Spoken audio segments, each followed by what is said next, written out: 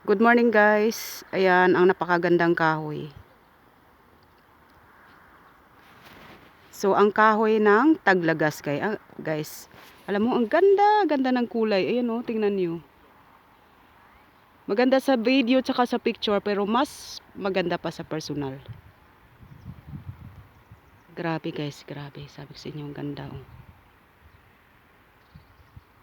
Hindi ako aalis dito na hindi ko talaga siya binidyohan. Pero hindi naman magagalit sa akin yung may-ari kasi nga hindi naman yung bahay nila binibidyo ko eh. Itong kahoy. Itong kahoy lang naman. Hindi na ako magsasama ng kung ano-ano. Kasi alam ko naman yun eh. Dahil ito yung napakaganda lang talaga at nadaanan ko siya. So ayan guys, pag nakarating kayo dito sa Europe ng autumn season, di kayo magsisisi. Kasi ang mga kahoy dito, mga gold ang kulay. At ang mga dahon ay nagsisilagasan na ang ganda-ganda ng kulay. Thank you guys so much sa pagpanonood nyo. Thank you.